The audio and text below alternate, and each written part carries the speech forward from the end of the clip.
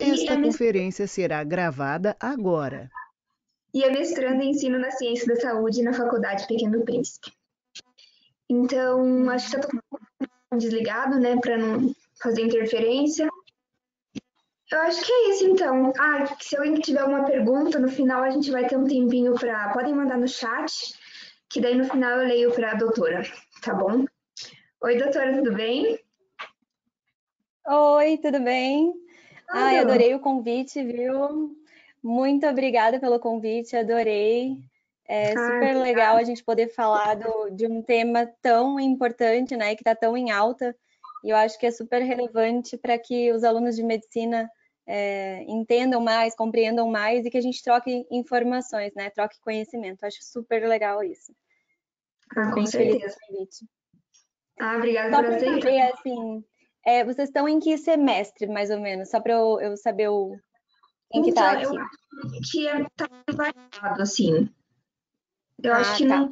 Eu acho que é geral. Tem pessoas de todos os anos. Uhum, tá. E é do curso de medicina, né? Isso.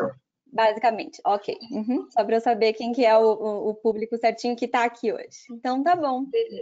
Então, quando você Eu quiser, pode. nunca, eu nunca utilizei esse aplicativo, né? Então, vocês só me expliquem como que eu posso, para eu compartilhar a tela, se tá certinho, né? Vocês me Tá, avisem se tá ok. beleza. Vamos ver. Queridinho, agora eu não consigo mexer lá. Como que eu faço para abrir isso aqui tudo? Na verdade, eu acho que eu só posso colocar aqui, eu acho que já vai. Vamos ver.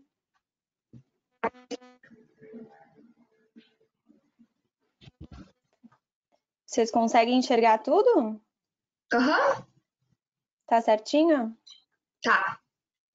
Tá. Então deixa eu só, eu acho que eu consigo baixar esse. Vamos ver se eu consigo. Queria baixar. Ah, aqui ficou melhor. Se eu consigo. Sabe se eu consigo minimizar essa tela aqui? Essa pequenininha aqui que fica na frente? Ou Nossa, eu não? não sei se alguém sabe. Eu acho que eu consigo esconder ela, não. Não tem problema, vamos ver. Só. Meu medo é que se eu apertar no xizinho que. Ó, recolher. Melhorou. Tá bom. Acho que vamos deixar assim. Qualquer coisa, se estiver me atrapalhando, eu troco aqui. Tá bom. Eu vou passar o primeiro slide para ver se ele vai trocando ou não. Ó, foi. Tá trocando aí para vocês? Foi. Aham, Tá. certinho. Perfeito, então. Então tá. Vamos começar então. Boa noite a todos mais uma vez. O meu nome é Fernanda Bonilla Colomé, como as meninas já me apresentaram, eu sou neuropediatra, fiz residência antes em pediatria e depois em neurologia. Hoje eu atendo nos hospitais no Evangélico Mackenzie e também no Hospital Pequeno Príncipe. E, na verdade, hoje até o meu título eu troquei para o transtorno do espectro autista e a minha abordagem hoje vai ser um pouco sobre da história ao tratamento, né? Aqui um pouquinho então sobre mim. Como as meninas já me apresentaram, não vou me apresentar novamente. Então, eu queria falar um pouquinho sobre o neurodesenvolvimento, né? Porque o transtorno do espectro autista, então, ele está caracterizado dentro dos transtornos do neurodesenvolvimento. Então, basicamente, a gente tem que começar, né, dos conceitos principais, né? Então, o neurodesenvolvimento, ele seria um conjunto de habilidades e comportamentos que a criança vai adquirindo no decorrer da vida. Para ficar mais claro, o poder dessas competências, né, o poder que essas competências representam, a gente pode elencar algumas desses aspectos, né? Então, seriam habilidades sensoriais, a motricidade fina, a comunicação e a linguagem, os comportamentos, os afetos, as emoções, a motricidade grosseira e as competências cognitivas. Começando, então, para falar um pouquinho do autismo, não tem como a gente falar em autismo sem falar sobre a história do autismo. porque quando eu comecei a estudar sobre isso, eu me perguntava, dentre várias coisas, né, que a gente se pergunta, eu me perguntei muito do porquê de tanto preconceito, né, que a doença tem, enfim, que o transtorno, não a doença, né, que o transtorno tem, por que as pessoas pensam tantas coisas errôneas, da onde que vem tanto mito, e da onde que muitas das pessoas acreditam que, na verdade, o transtorno espectro autista é uma alteração, às vezes, até psiquiátrica. Então, a história do autismo, ela já vem carregada, ela já vem, assim, de muito preconceito, né, de muitos mitos, e foi em 1908 que a primeira descrição, o uso, na verdade, da palavra autismo foi que Bleuler, um psiquiatra, usou esse termo e ele colocou o termo autismo dentro dos sintomas de esquizofrenia. Foi então que em 1943 que Kanner, também um psiquiatra, ele escreveu um artigo sobre 11 crianças, e dessas 11, se eu não me engano, 3 eram meninas, e eram crianças, então, que tinham características todas em comum, que eram isolamento social, uma obsessão por rotina, as manias, né, que a gente chamava de as estereotipias, que eu explico para os pais que são as manias, e uma dificuldade na comunicação. Então, perceba que as duas primeiras utilizações da palavra autismo já vieram, então, já muito antes, né, do que a gente está agora, e de psiquiatras. Então, realmente, esse transtorno, ele veio sendo estudado da psiquiatria, não da neurologia. Foi em 1944, então, que Asperger, um psiquiatra também, descreveu, então, pacientes com capacidade intelectual além da média. Ele descrevia essas pessoas, essas crianças, como pequenos professores, porque eram pessoas que tinham uma capacidade intelectual realmente muito grande, um QI alto, e que eles tinham interesses restritos em alguns assuntos, e quando eles gostavam muito daquilo, eles chegavam a parecer pequenos professores, porque eles pareciam que davam aulas sobre aquilo. Então, a gente lembra muito aquelas crianças que gostam de dinossauro, gostam de espaço, gostam, enfim, de carros, e são aquelas crianças que falam muito bem daquele tema, né? Muito bem daquele assunto, e que realmente parece que estão dando uma aula sobre aquele tema em específico. E nessa época, as crianças estavam incluídas na psicopatia da infância. Então, que 1980, a Norma, também uma psiquiatra, ela traduziu o artigo que era em alemão do Asperger para o inglês. Então, foi aí que, em 1980, o artigo realmente ficou conhecido, né, mundialmente. Em 1950, existiam muitas teorias que o autismo ele era causado pelos pais que não davam estímulo afetivo aos filhos. Então, percebam também que muitas pessoas hoje ainda, em 2020, as pessoas ainda acreditam que mães com comportamentos diferentes, mães com personalidades um pouco mais tímidas ou frias, ou enfim, como as pessoas descrevem, elas causariam isso, né, nas crianças, nos filhos. Então, isso vem de 1950, né? E após 1950, chegou a surgir um termo que eles chamavam de... que eles chamavam de mãe geladeira. Eles chegavam a chamar a mãe de tão fria, talvez, com as crianças, eles criaram o termo de mãe geladeira. O que aconteceu com esse termo? Ele trouxe a culpa a culpa ou a causa, a etiologia do comportamento autista para as mães. Então, eles acreditavam que a mãe, por ser tão fria ou não ser carinhosa com a criança, ela causaria esse autismo. O que eles não pensaram é que talvez essa mãe tinha um comportamento já mais retraído, enfim, não tão caloroso com a criança. Ninguém pensou que poderia ser, talvez, realmente um comportamento da criança que, enfim, a mãe acabava tendo uma repercussão no comportamento da mãe, né? Em 1952, então, foi criado o DSM-1, que, como vocês sabem, é utilizado para padronizar as nomenclaturas e critérios, né, diagnóstico. Então, que aí percebam que mesmo no DSM-1 ele ainda estava incluído na esquizofrenia infantil. Em 1968, no DSM-2, ele ainda estava, então, em neuroses e psicoses. E aí, no DSM-3, em 1980, ele foi reconhecido como uma nova classe dos transtornos do desenvolvimento, que, graças a Deus, então, estava engrenando aí realmente aonde estava realmente o autismo. Em 1994, no DSM-4, entraram novos critérios e realmente tinham estudos multicêntricos sendo realizados e muitas pesquisas sendo realizadas dentro desse tema de transtorno do desenvolvimento. O espectro ele foi aumentado e foi incluído também a síndrome de Asperger, que seriam aquelas crianças. Eu tento explicar a síndrome de Asperger para as pessoas de modo assim, que porque hoje a gente tem realmente um transtorno do espectro autista, e isso mais para frente eu vou explicar para vocês, e a síndrome de Asperger, ela caiu por terra, né? O termo caiu por terra, a gente não utiliza mais como classificação a síndrome de Asperger. Mas se hoje a gente colocasse dentro de uma linha de níveis de autismo, a síndrome de Asperger seria o nível 1, e seria como se fosse o primeiro, no início do início, seria o mais, ele seria um pouco até mais leve que o próprio autismo leve.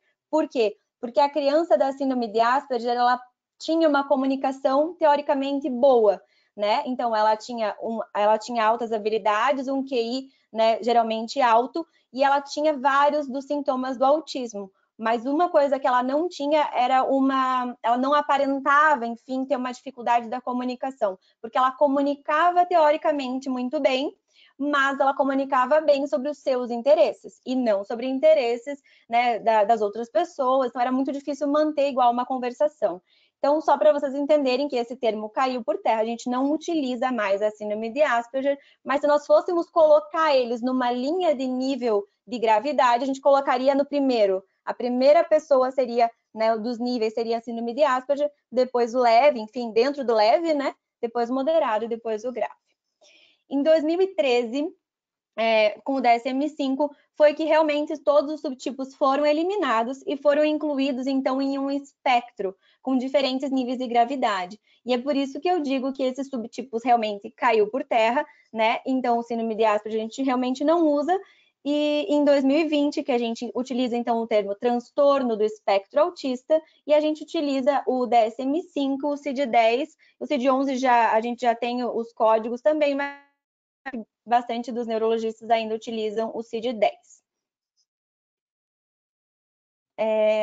Falando um pouquinho, então, sobre o conceito, a gente vê que muito tempo se passou desde a primeira descrição do autismo, mas a gente vê que ainda, né, é muito semelhante. As características que a gente vê, elas são muito semelhantes às primeiras descrições, né? Então, realmente, se a gente for pensar hoje na descrição do transtorno do espectro autista, a gente tem que lembrar em palavra transtorno e não doença. Várias vezes eu me corrijo e vou continuar me corrigindo, porque a gente tem o hábito de falar muito em patologias e doenças. A gente tem que lembrar que isso é um transtorno, porque quando a gente fala em doença, a gente tem que pensar em causas de etiologia, em tratamento para cura, e o autismo não é uma coisa curável. Eu penso nele como uma característica daquela pessoa. Então, é por isso que a gente fala em transtorno e não em doença, tá? Isso é bem importante, até para a gente, na hora de cuidar, quando falar com o paciente, quando falar com a mãe, e não falar que a doença do seu filho é autismo, né? Então, a gente tem que tomar muito cuidado. É bem importante a gente lembrar que o transtorno do espectro autista, ele começa, né? Ele tem que aparecer necessariamente na primeira infância. O que quer dizer isso?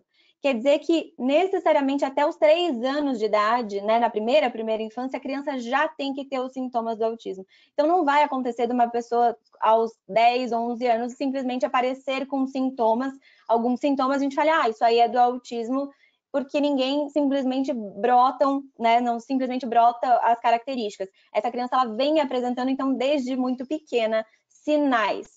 Muitas vezes, eu reforço isso em aulas, porque muitas vezes a gente escuta algumas afirmações, alguns mitos sobre o autismo.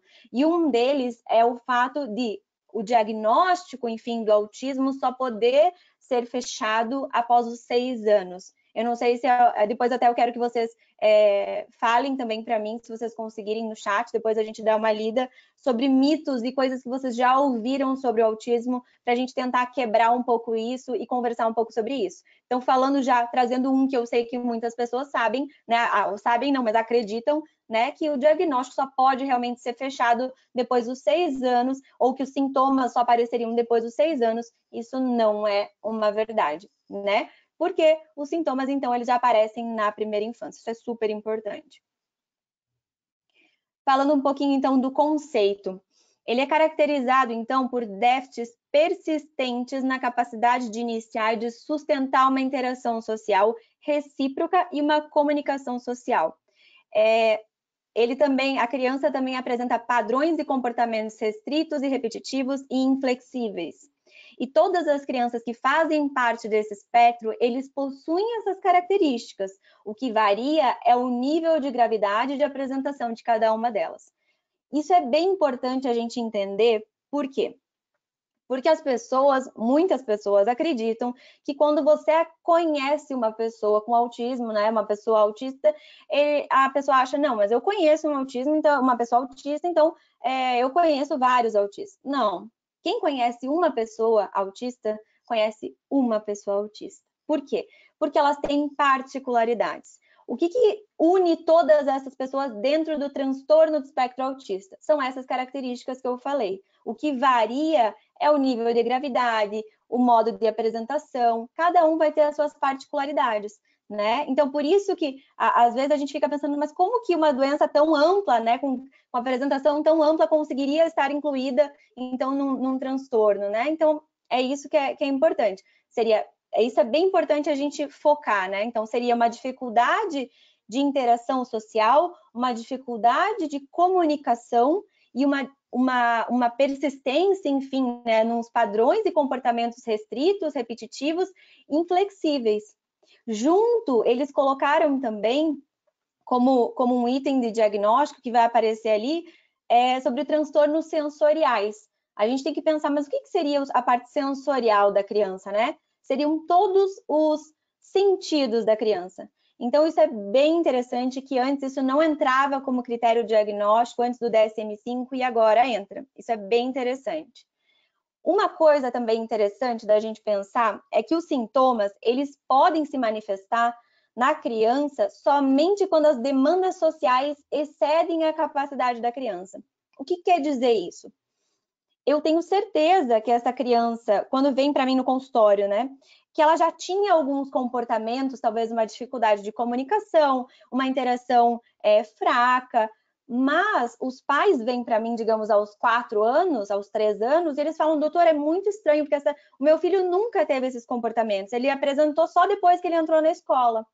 Então, isso também é uma coisa interessante, assim, que acontece no consultório, porque muitas vezes eles perguntam, mas será que foi alguma coisa que aconteceu na escola? Na verdade, não.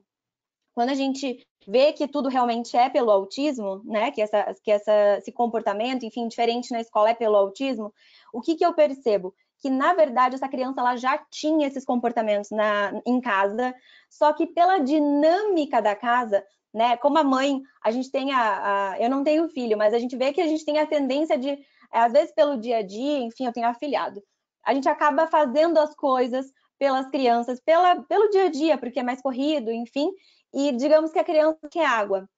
Ao invés dela ou pedir água ou apontar para a água, ela tem uma tendência a ir pelo caminho mais tranquilo, digamos, para ela. Então, ela chegaria próximo da água e a mãe e o pai, como já conhecem muito bem a criança, sabem a dinâmica da casa, a criança chegou perto da geladeira, a mãe já sabe, olha, isso aí é porque ela quer água. Então, já entrega a água e pula essa parte da criança ter que comunicar. Muitas vezes, então, assim, perceba que essa criança, ela já não apontava, ela já não falava, ela só tinha um comportamento, talvez, de chegar próximo da geladeira e talvez fazer uma birra ou um comportamento estranho. Como a mãe tem o dia a dia muito rápido, enfim, isso passa batido.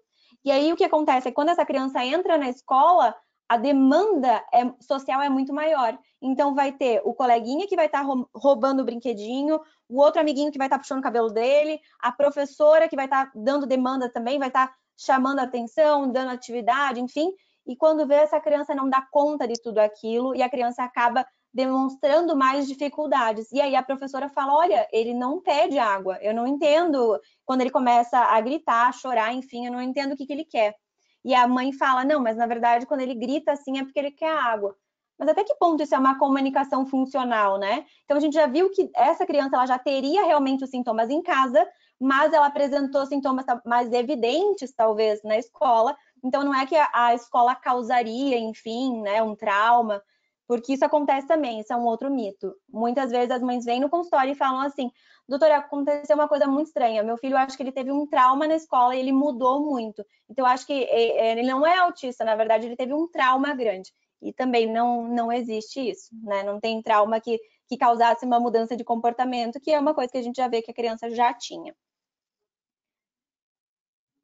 Uma coisa bem importante, então, para a gente falar, os déficits da criança, essas dificuldades que essa criança tem, eles têm que ser suficientemente severos para causar um prejuízo nas áreas pessoais, familiar, social, educacional, ocupacional e outras áreas importantes do funcionamento. Isso quer dizer que essa criança, ela realmente tem prejuízo pelas dificuldades que ela tem, ou pelos comportamentos, enfim, que ela tem. Isso quer dizer, assim, vou dar um exemplo. Quando a gente fala ali dos padrões repetitivos, dos interesses restritos. Muitas vezes os pais me perguntam, tá, doutora, mas quer dizer que então meu filho ele não pode gostar de nada, não pode ter interesse por dinossauro, quer dizer que ele é autista? Isso é uma coisa? Não. Quer dizer que, assim, ele pode gostar de dinossauro? Pode. Mas a partir do momento que eu for para ele chegar assim, então vamos brincar de carro, ele tem que aceitar variações sem que aquilo gere um prejuízo no comportamento dela. Então, ela pode gostar de alguma coisa, mas a partir do momento que alguém apresenta uma variação ou da brincadeira ou do tema, ela aceita e vai tudo bem. A criança do autismo, ela é tão focada, ela tem um hiperfoco tão grande no dinossauro, que a partir do momento que alguém dá uma outra ideia, ou ela fica desorganizada, briga, grita, ou não quer brincar, simplesmente se isola e fala, então não vou mais brincar. Então isso é um prejuízo muito grande. Ou é do jeito do que ela quer, do tema que ela quer, ou não tem uma interação social. Então isso é um prejuízo, isso é um exemplo, né? Uma coisa interessante é que essas características, elas têm que ser observáveis em todos os contextos.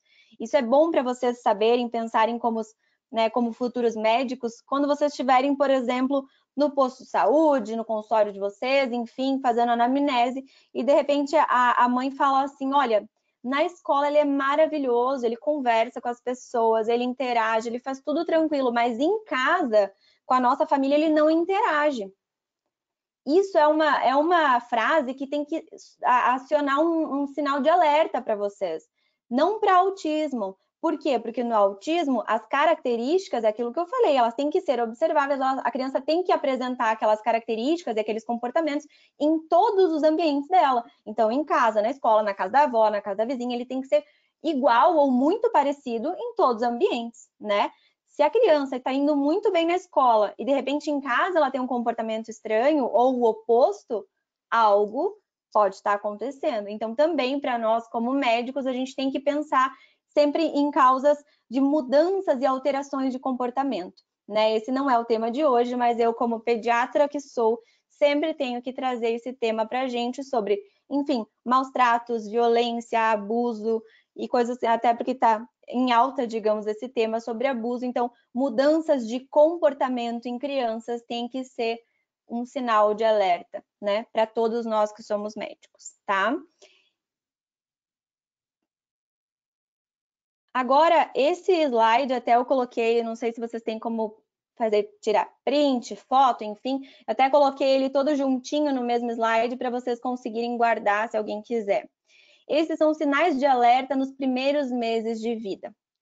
Eu gosto de falar sobre sinais de alerta que aparecem cedo, porque muitas pessoas acreditam, como eu falei, que o diagnóstico, enfim, ou os sinais apareceriam, sintomas, só depois dos 6 anos, o que é uma grande bobagem, na verdade, né?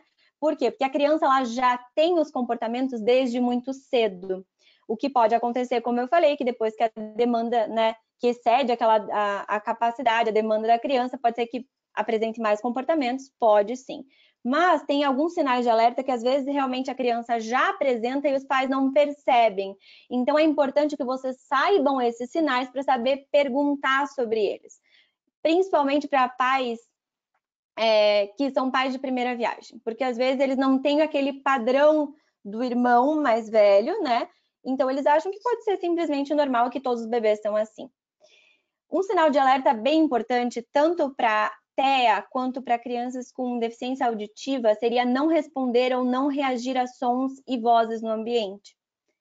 não emitir sons espontaneamente ou em resposta, não balbuciar ou vocalizar. A gente tem que pensar sempre, isso é uma coisa que eu falo muito, o neurodesenvolvimento, o desenvolvimento da criança, ele tem uma ordem, né? Ele passa por uma ordem. A partir do momento que a criança escuta e que ela vê o movimento da boca dos pais, é ali que ela começa realmente a desenvolver uma linguagem e uma comunicação. Não é à toa que ela começa com primeiro a movimentar a boquinha, igual os pais movem, e depois a emitir alguns sons, depois emitir sons repetidos e assim vai. Então tem uma ordem, né? O fato dessa criança lá na frente não comunicar exatamente da maneira correta, a gente percebe que essa criança já não balbuciava, já não vocalizava lá atrás. Por isso que eu digo que é importante a gente saber reconhecer esses sinais de alerta para poder perguntar ativamente. E isso é uma outra dica que eu dou para vocês.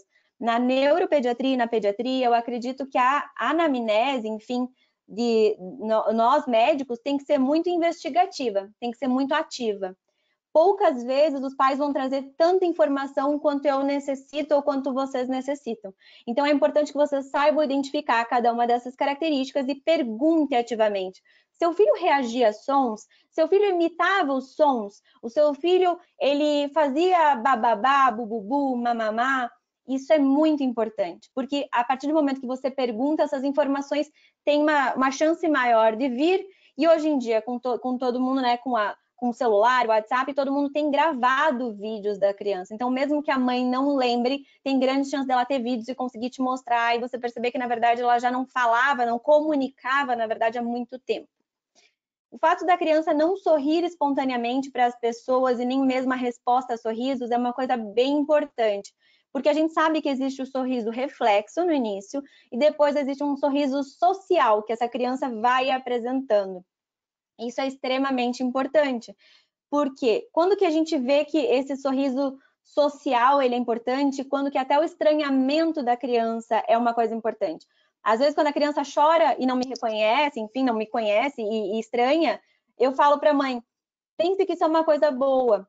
Por quê? Porque ele realmente está reconhecendo que eu não sou do ambiente habitual dele, enfim, né, que eu não sou da família, e ele está estranhando. O próprio estranhamento é uma coisa legal do desenvolvimento da criança, porque no início ele passa de um sorriso reflexo, que é simplesmente sorriso reflexo, depois ele passa para o sorriso social, que é aquele sorriso que ele realmente dá meio que para todo mundo, para várias coisas, e ele passa depois para o sorriso de estranhamento mesmo, tanto o sorriso quanto o comportamento de estranhamento, né? Então ele sorri quando ele quer sorrir, realmente depois estranha quem ele não conhece. Isso é bem interessante a gente pensar.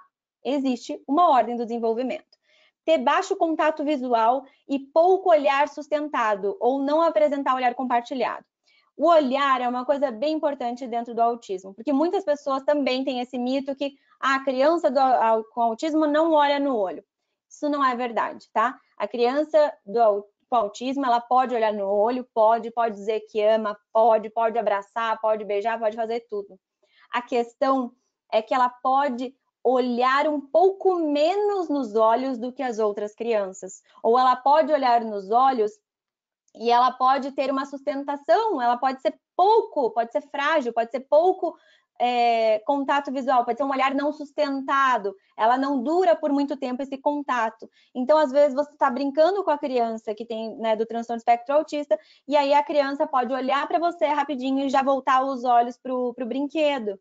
Mas quer dizer que nunca a criança do autismo vai olhar no olho? Não, não é um critério diagnóstico. Em nenhum momento eu falei sobre o olhar, né? Então, a partir do momento que você está pensando em autismo e a mãe fala, não, doutor, mas ele não é autista, ele olha no meu olho. Isso não é critério diagnóstico. O fato dele olhar nos seus olhos é simplesmente ok, né? Mas a questão é que ele pode olhar menos nos olhos do que o habitual, ele pode se concentrar um pouco mais em objetos do que em pessoas, e isso faz parte, enfim, do transtorno espectro autista. Então, o fato dele olhar nos olhos não tiraria ele dentro do autismo. Não responder a tentativas de interação, então geralmente são crianças que a mãe chama várias vezes, tenta interagir, busca a criança, tenta atrair a atenção da criança, e é muito difícil. perder habilidades que já foram adquiridas. Isso pode acontecer. Existe um tipo de autismo realmente que as crianças... É um tipo, eu digo, mas é uma característica de algumas crianças com autismo que eles apresentam, de certa forma, uma regressão. Então, essas crianças até, digamos, 1 ano e meio, eles estavam indo teoricamente bem, apesar de ter os sinais, alguns sinais de alerta, mas realmente ele estava um pouco melhor na comunicação e ele pode perder algumas habilidades, principalmente de comunicação, que ele já tinha. Isso pode acontecer no autismo. Isso é uma coisa interessante também, que muitas das mães falam. Ó, doutora, ele chegou a chamar mamãe, papai, vovó, e de repente agora ele só fala mamamá para tudo. Isso pode acontecer no autismo, tá? Pouco interesse pela face humana, preferência por objetos, aquilo que eu falei. Não aceitar toque ou não se sentir confortável com contato de cuidadores. Isso pode acontecer. Quer dizer que toda criança do autismo não vai gostar de colo? Não é isso. Ai, não abraça. Não é isso também. As pessoas criaram caixinhas. Isso eu falo muito para os pais, é verdade. A impressão que eu tenho é que as pessoas criaram caixinhas sobre o que é autismo. Autismo é isso, isso e aquilo. Qualquer pessoa que não se encaixa naquela caixinha não é autista. Não é verdade. A pessoa com autismo pode gostar de abraçar, pode abraçar a mãe, entrar no colo, assim, pegar no colo, enfim, gostar que a mãe faça ela, fazer que ela, assim, ninar ela, enfim, fazer ela dormir no colo.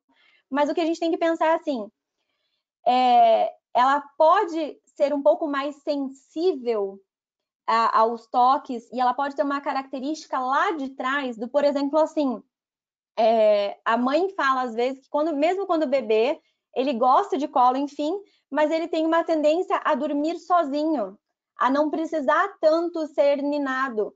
A mãe, ele gostava da presença da mãe, mas próxima do berço.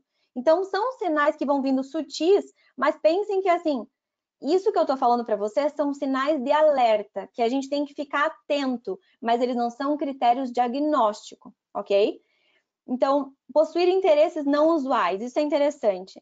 Preferência por brinquedos, por exemplo, não usuais, na verdade, eles fazem, muitos pacientes, né, muitas mães falam, olha, é muito estranho, porque assim, o meu filho, eu dou um brinquedo para ele gosta de brincar com a caixa, e não com o brinquedo. Né? Então, a gente vê que ele gosta, às vezes, ele usa objetos como brinquedos. Teve uma mãe também que falou assim para mim, olha, doutora, meu filho é ótimo, ele brinca, ele é calmo, é bem tranquilo. Daí eu perguntei, tá, e do que ele gosta de brincar? Porque isso é uma outra dica para vocês. Perguntem do que a criança brinca, como que ela brinca. Porque a mãe, quando ela me falou, a criança é calma, é ótima, beleza. Mas do que ela brinca? Então ela gosta de fio, doutora. Tudo que ela vê de fio da TV, fio do celular, ela pega e ela fica ou girando ou andando com fio pela casa. Ela gosta muito de fio. Tá. Mas assim, até que ponto isso é funcional? É uma brincadeira funcional, né? Ela deixa todos os brinquedos no chão, mas ela gosta de fio. Isso é um apego, né? E a gente via que ela gostava de girar, enfim, o fio. Então, assim, é importante perguntar como que essa criança brinca, do que ela brinca e como que ela brinca com aquilo. Então, eles gostam de brinquedos que giram, enfim, fazem até alguns objetos que não girariam, fazem girar, e objetos que possuem luzes. Eles podem ter sensibilidades incomuns a alguns sons. Quer dizer que toda criança que é autista vai colocar a mão no ouvido? Não, isso também é um mito. Mas o que a gente sabe é que as crianças do autismo têm podem ter um transtorno sensorial. Geralmente elas têm, não são todos iguais, né? Mas a pessoa que tem uma sensibilidade maior ao som, uma hiper, né, sensibilidade, ou uma hipo até sensibilidade, ela pode ter uma sensibilidade maior aos sons, às vezes menor para outras coisas, mas algumas dessas crianças, desde pequena, mesmo o som sendo um som comum ao dia a dia dela, a gente percebe que é uma coisa irritante a ela. Então, digamos que as mães falam assim sobre som de moto, som de cachorro, som de liquidificador, que é um dos exemplos ali, que seria uma coisa que, teoricamente, a criança poderia estar muito bem acostumada, porque na primeira vez, ok, mas chega um tempo que com 2, 3 anos ela já ouviu todos os dias o liquidificador batendo. Não teria por que ela se assustar cada vez que a mãe liga o liquidificador. E não acompanhar também objetos que se movem, seria uma dificuldade de interação também. Uma coisa sobre o olhar compartilhado, só para vocês saberem, eu demorei também, eu não sabia, enfim, sobre o que era o olhar compartilhado. Olhar compartilhado é quando você aponta para a criança alguma coisa e ela olha para o mesmo foco que você está olhando. Isso é bem importante, as crianças, elas têm que ter esse comportamento de mostrar algo para os pais, né? Tipo, olha, ó mãe, isso aqui, né? Como também se a mãe mostrar, olha lá o passarinho no céu, a criança olha para o passarinho e olha depois para a mãe. Isso é o olhar compartilhado. Sobre a epidemiologia do autismo, é bem complicado assim no nosso país, porque a gente vê que tem um aumento dos diagnósticos, enfim, mas a gente não tem dados estatísticos precisos, assim, né? Uma das coisas até que vocês devem ter visto que o Marcos Mion fez é realmente colocar, ele tentou, né? Ele tenta sempre, e é muito maravilhoso o quanto ele busca e respeita, e o quanto realmente os pais do autismo são unidos, e isso é um dos objetivos dele, que seria colocar essas crianças no censo, para que a gente realmente conseguisse entender e compreender a epidemiologia do autismo no Brasil. Já existiu alguns artigos que falam uma em 360, enfim, mas eu não acredito, sinceramente, nesses valores. Eu acho que eles estão inadequados e subdiagnosticados, e o que a gente vê muito no nosso país é que o diagnóstico é extremamente tardio. Não foi uma ou duas vezes que já veio uma criança com autismo, assim, que tinha autismo com 12, 13 anos, 15 anos até, foi feito o diagnóstico nessa idade. Então, a vida inteira ela teve realmente todas essas dificuldades que a criança do autismo tem, enfim, e nunca foi diagnosticada. Isso acontece muito no nosso país. O que a gente vê, então, que a baixa renda familiar, poucos estímulos, a questão de falta de conhecimento na escola, enfim, N causas para o nosso país ter um diagnóstico tão tardio. Sobre a prevalência, então, eu trouxe um estudo dos Estados Unidos, 2018, que é um dos mais, assim, mais utilizados, assim, em aulas, principalmente de autismo, que é 1 em 59. E a gente vê que essa prevalência tem aumentado. E aí que a gente se pergunta, né? Mas e por que, afinal, que está aumentando tanto? Será que é uma coisa genética? Será que é uma coisa ambiental? Né? A causa do autismo, ela é uma coisa extremamente estudada. A gente sabe que boa parte, né, da etiologia, enfim, né, seria causas genéticas. Existem alguns genes que a gente sabe, que a medicina já sabe, que tem uma ligação maior com o autismo. Isso é bem interessante, tanto que existem painéis genéticos para autismo, mas o que a gente tem que pensar é que também existem fatores de risco para o autismo. Isso quer dizer o quê? Que existem, por exemplo, prematuridade, que é um fator de risco bem importante para autismo, história familiar é um fator de risco, enfim, diabetes gestacional é um fator de risco. Quer dizer que eles são assim, fatores causais, né? Seria uma etiologia? Não, são fatores de risco, exatamente isso. Mas quer dizer que, então, por exemplo, a prevalência, né? Por que ela está aumentando? Seria uma mutação genética, enfim. Isso, a parte da genética, como eu falei, existem vários genes que já foram identificados, mas o que eu percebo também, o que muita gente estuda também, o fato de terem criado, enfim, esse termo transtorno do espectro autista fez com que mais crianças fossem incluídas nesse espectro. Então, facilitou, de certa forma, o diagnóstico e a inclusão das crianças. O que eu vejo também é que muitos especialistas estão cada vez mais estudando, as pessoas estão sabendo mais. Eu vejo que a população, eu digo assim, o nosso paciente de hoje não é mesmo paciente de muitos anos atrás. Isso é bom vocês já estarem preparados, é uma outra dica para vocês, não se ofendam. O quanto os pacientes procuram e pesquisam e estudam sobre suas doenças, sobre seus transtornos, sobre as síndromes que os filhos têm. Isso é uma característica da população de hoje, dos pacientes que a gente tem hoje. Isso é muito interessante, a gente tem que usar para o lado bom, né? Existe o Dr. Google, a gente sabe que nem sempre ele é um bom médico, mas muitas das vezes tem muitos pais que chegam para mim com artigos, que foi lançado ontem, foi liberado ontem no Lancet. Então, assim, vai chegar paciente para vocês com artigos recentes falando sobre a doença. Então, a gente vê que a população, no geral, nos transtornos, em doenças, a população está muito mais atenta e mais informada. E o diagnóstico está cada vez mais precoce. Então, seriam essas coisas que eu identifico cada vez mais. E eu acredito que o autismo realmente seja uma das doenças mais, enfim, doenças de novo, olha, dos transtornos, enfim, mais estudados em todo o mundo, né? Estados Unidos, Brasil, tudo. Vamos lá, então, para o diagnóstico. existe algum exame que a gente possa fazer, exame de sangue, ressonância, alguma coisa? Não. O diagnóstico, ele é clínico. Apesar da gente saber que existem alguns genes, alguns fatores de risco, o diagnóstico é clínico. A gente junta os comportamentos daquela criança e a gente consegue, assim, diagnosticar. Então, eu explico para os pais em 3 itens, né, que seria a dificuldade de comunicação, dificuldade de interação social, os padrões restritos e repetitivos e assim, mais para frente aconteceu que realmente eles fundiram, né, a dificuldade de comunicação e de interação social. Mas quando eu explico para os pais em 3 partes, eu percebo que eles compreendem um pouco mais, mas essa que é a ideia. A partir do momento que vocês focarem nisso, que o diagnóstico ele é clínico e ele é a partir do comportamento da criança, da observação do comportamento da criança, vocês vão abrir um pouco mais a visão de vocês sobre o transtorno espectro autista e vai ficar um pouco mais claro. Vocês vão perceber que realmente a criança do grave, né, o paciente do grave, do autismo grave, esse é aquela que todo mundo vê. Esse qualquer pessoa, se ele estiver na rua e você passar alguém e perguntar para alguém essa, provavelmente as pessoas da rua também vão saber o que é, né? Olha, isso provavelmente deve ser uma pessoa com autismo. Eles vão saber. Quanto mais próximo do leve, mais os sintomas podem ser sutis. E é aí que vai ficando mais difícil o diagnóstico. E é por isso que existe, então, a classificação DSM-5, que é a partir do quadro clínico, e você conseguiria, então, realmente enquadrar a pessoa aqui, né, nesses itens. Então, o primeiro seria déficit persistente na comunicação e interação social, atualmente ou por história prévia. Isso é bem importante, por isso que eu falei sobre vídeos para vocês.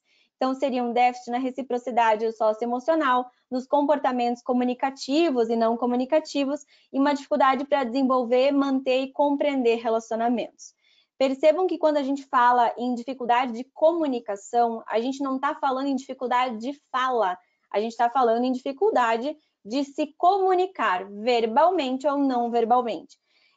Por exemplo, eu tenho isso é uma coisa legal que aconteceu, eu tenho um pacientinho, na verdade, que ele é autista, ele tem transtorno espectro autista, e eu que fiz o diagnóstico, e a mãe dele, na verdade, na verdade, eu acho que foi ela que fez o diagnóstico, porque ela tem deficiência auditiva, e ela não fala absolutamente nada, no máximo um sonzinho ou outro, mas ela se comunica muito bem com o filho dela, que o filho dela é verbal. Isso que é muito, muito legal, porque o filho dela tanto fala, ele fala também a língua de sinais, isso é muito legal, ele fez curso de Libras, enfim, a vida inteira ele teve contato com isso, mas a mãe percebeu que não foi por uma dificuldade dela não falar e dela não ouvir, que o filho dela, que é verbal, que é ouvinte, né, desenvolveu alguma dificuldade de comportamento. Isso é muito interessante, porque quando ela me explicou sobre isso, ela falou, olha, doutora, o meu outro filho, meu filho mais velho, por mais que ele não me escutasse, ele sempre comunicou para mim o que ele queria. Mesmo quando ele não falava a língua de sinais, ele sempre apontava, me mostrava as coisas, fazia sinais de face, de expressões faciais. Esse meu filho mais novo, ele não comunica nada. Então, quando ela me falou isso, eu percebi o quanto realmente a dificuldade é de comunicação, não é de falar, não é fala, né? Então, a gente tem que perceber isso. Sobre reciprocidade emocional, é uma coisa interessante também. Pode ser que essa criança tenha muita dificuldade em compreender os sinais dos outros. Quando a gente fala, o autista não tem empatia, ele não tem amor pelos outros, sentimentos, é uma bobagem também. Não é questão de empatia ou de amor ou de sentimento. Na verdade, essa pessoa ela tem uma dificuldade em ler os sinais dos outros. Então, é assim, digamos que o marido tem autismo, a esposa é neurotípica, e a esposa fala, então, digamos que é o Dia dos Namorados.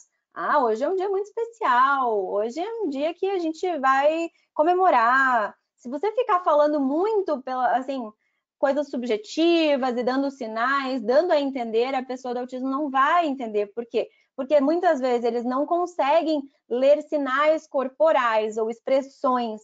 quer dizer que ele não se importa com o Dia dos Namorados, que ele não se importa com o que a esposa está falando? Não, não quer dizer que ele não se importe. Quer dizer que simplesmente ele tem dificuldade em ler essas entrelinhas, esses sinais corporais, né? Então não é falta de empatia, não é falta de amor. E eles têm dificuldade para desenvolver e manter e compreender alguns relacionamentos. Eu não sei se vocês já viram uma série chamada Atypical, que é super legal, que tem no Netflix, eu recomendo para quem não assistiu.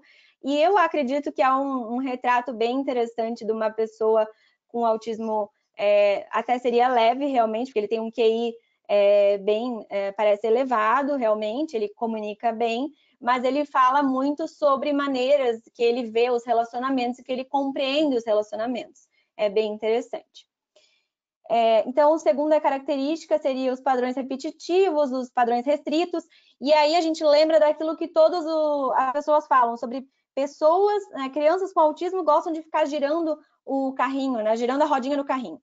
Percebam que isso é um exemplo de um padrão repetitivo, né, de um padrão que aquela criança está tendo e de um comportamento que é inadequado. Porque aquilo não é uma brincadeira, aquilo a criança não está usando o objeto para o que ele foi feito, não está pegando o carrinho e brincando como carrinho. Ele está simplesmente fazendo uma coisa repetitiva e completamente sem função. Geralmente as crianças do autismo eles têm um interesse restrito, que a gente pode chamar de hiperfoco, que são aquelas crianças que gostam de dinossauros, carros, números, letras, enfim. E eles têm uma tendência a gostar tanto daquilo que quando você tira aquele tema, enfim, a criança simplesmente se desorganiza e não gosta, e é muito difícil, às vezes, tirar a criança daquele hiperfoco. Um paciente meu, por exemplo, ele chama a família inteira dele dos nomes dos personagens do Transformers. E aí, se a pessoa não responder que é o Bumblebee, ele simplesmente acaba o assunto e vai embora. Então, é bem interessante, né? Como isso leva um prejuízo, realmente. Ele tem tanto hiperfoco no Transformers, em robôs, enfim, que se a pessoa não falar com ele daquela maneira, ele simplesmente, então também não quero conversar. Quando a gente fala, então, dos movimentos motores, e isso é bem importante, né, que são as estereotipias motoras, que é o que é mais falado, que é aqueles movimentos repetitivos, de se balançar, gostar de ficar se girando, movimento de mãos, movimento assim, de mãos, enfim, que é o mais conhecido, que seriam as estereotipias motoras. A gente tem que lembrar que existem também as estereotipias vocálicas, que seria aquela ecolalia, que seria que a gente fala oi, tudo bem? E a pessoa fala, oi, tudo bem. E você fala, nossa, olha como ele fala super bem. Você fala, como que você tá, João? E daí ele fala, como que você tá, João?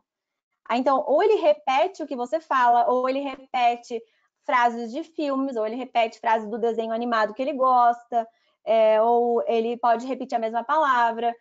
Tudo bem, João? Tudo bem, João? Tudo bem, João? Isso é uma ecolalia, entraria nas estereotipias vocálicas. Tem um paciente meu também que ele gosta tanto de filme, que teve uma vez que uma consulta ele fez toda com falas da Era do Gelo. E aí ele começou a falar e eu falei, isso aí é a Era do Gelo. E ele adorou e continuou falando. A mãe falou, não fica reforçando que meu filho tá falando da Era do Gelo. Mas ele adorou e ele usou até de certa forma para se comunicar. Ele é um autista muito grave, então foi de certa forma até bem útil essa peculiaridade dele. Gostam de alinhar brinquedos, né? Isso é uma outra característica que as pessoas acreditam que toda criança com autismo faça, mas na verdade não. É uma maneira até que eles têm, às vezes, de organizar por cor, por tipos, enfim, ou de organizar brinquedos. Eles gostam de padrões, mas a gente tem que pensar todos os tipos de padrão que existem, inclusive circuitos. Se a criança gosta, ela não fica alinhando os brinquedos, mas ela gosta de correr. Ela corre em volta da árvore, depois ela passa no carro e depois ela anda de bicicleta. Ela fica fazendo isso o dia inteiro. Isso também não é adequado, né? É um padrão repetitivo. Então é importante que vocês pensem que tipo de brincadeira aquela criança faz, se é um comportamento repetitivo e se é um comportamento adequado, se ela está dando a função para aquilo, né? Ai, falhou meu coisa. Peraí.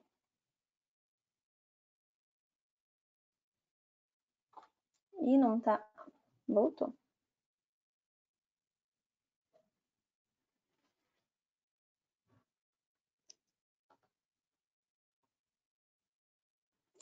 Então, insistência nas mesmas coisas, eles podem ser inflexíveis às rotinas, eles gostam realmente desses de rotina, eles têm uma tendência a acordar na mesma hora, dormir na mesma hora, eles se desorganizam muito, quer dizer, eles ficam muito mal quando alguma coisa sai da rotina deles, e geralmente um dos sinais precoces também seria distúrbio de sono, que as crianças podem apresentar, ou alterações de comportamento. Então, é aquela criança que vai na escola, vai super bem, de repente a professora ficou doente, mudaram a professora naquele dia, ele simplesmente decidiu que ele não vai na escola.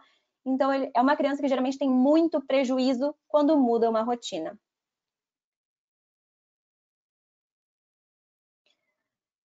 Então, sobre o foco, a gente já falou, né? Aquela preocupação muito grande com objetos em comuns, interesses, igual o meu outro paciente que gostava muito de fio, só brincava com fio. E a parte da hipo ou hiperreatividade a estímulos sensoriais. Então, a gente tem que lembrar que toda a parte sensorial, tato, que inclui dor também, é uma criança que às vezes tem mais dor ou menos dor, a audição, às vezes ela escuta mais, tem mais sensibilidade a alguns sons, como ela pode ter menos sensibilidade. A parte de gustação, inclusive, tem algumas crianças que têm muita sensibilidade na hora de se alimentar. Então, às vezes, eles gostam muito de comidas doces, ou comidas salgadas, ou comidas geladas, ou comidas... Eles têm uma tendência a ter um padrão. Isso também pela hipersensibilidade.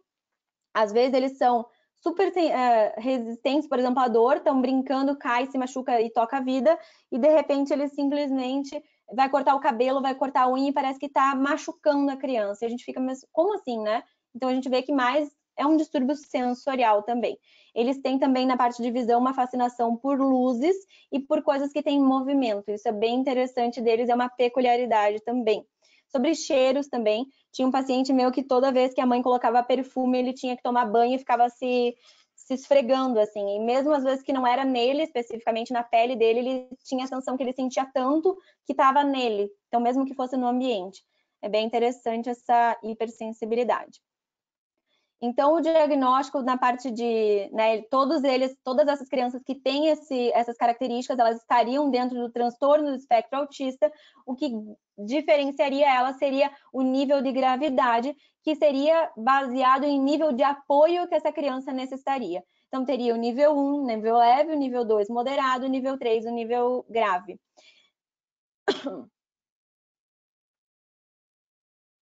Sobre escalas e testes. Falando um pouquinho de testes, existem alguns testes que são testes de triagem, que um deles é o MCHAT, que é um dos mais utilizados, que eu vejo que as pessoas mais utilizam, inclusive pediatras podem utilizar isso no consultório, médico do posto, médico de família, clínico geral, qualquer médico poderia aplicar esse teste. É um teste simples, rápido, em torno de umas 20 perguntinhas, mas é tudo de sim ou não as respostas. Então, a partir de um valor que ele daria, ele mostraria para o profissional qual é a chance daquela criança ter que realmente ser investigada para autismo, né? Qual que é o nível de realmente a criança poder ter autismo. Mas ela não fala, não é um teste diagnóstico. Vamos lembrar que o MCHAT ele é um teste de triagem. Então, ele fala sobre suspeita diagnóstica. Ele nem fala, olha, a criança tem ou não tem autismo. Então, por isso que seria uma coisa legal de ser aplicado por todos os médicos, por todos os profissionais. O ADOS-2, eu gosto bastante desse teste, porque ele é um teste específico. Esse é um dos testes, um dos únicos que eles falam em testes diagnóstico, porque ele é um teste com protocolo, é um teste que você tem que fazer um curso. Geralmente quem faz esse curso médico pode fazer, mas geralmente quem faz são psicólogos e neuropsicólogos, e ele tem um kit específico e um teste específico para a idade, para cada idade. Então tem nível 1, enfim, é dividido pelas idades, e ele é aplicado. Esse é um dos únicos testes que eles chamam de teste diagnóstico, porque a partir de uma pontuação ele realmente fala chance alta, né, de autismo, chance baixa, leve, moderada, enfim, ele mostra a real chance desse teste, dessa possibilidade, desse diagnóstico. Ele é interessante porque ele é padrão, ele é um teste que as pessoas têm que fazer um curso, enfim, e ele é extremamente sério. Então, independente de onde, se for feito em São Paulo, se for feito aqui no Paraná, independente de onde a pessoa realiza esse teste, você vai ter a certeza da técnica que aquela pessoa usou, o kit que ela teve, enfim, as atividades que ela testou, e ela é tudo por repetição. Então, você consegue ter uma ideia, não é o fato da criança não fazer uma vez que você já vai dar uma negativa. Então, é bem interessante. O ADOS-2 seria um dos testes realmente que a gente fala em diagnóstico. Mas ele tem essa dificuldade, enfim, da gente aplicar no consultório, primeiro porque ele é extremamente demorado, ele pode demorar até 4 horas, enfim, até muitos profissionais podem fazer até em 2 dias, e então acaba sendo inviável, né, para a gente aplicar no consultório. E ele é extremamente caro para ser comprado, para você fazer o curso, enfim. Então, isso também impossibilita assim, a facilidade. Mas a gente tem que lembrar que esses testes existem para nortear a gente, mas o diagnóstico, ele é clínico. Quer dizer que eu vou pedir, por exemplo, o ADOS-2 para aquela criança que é muito limítrofe, que é um TEA muito leve, mas a criança, mas assim, digamos, é obrigatório para eu dar o laudo de autismo que eu faça esses testes? Não, não é obrigatório. Por quê? Porque o diagnóstico é clínico. Vamos passar. Ai, meu Deus. Toda vez eu tô me batendo agora com os slides.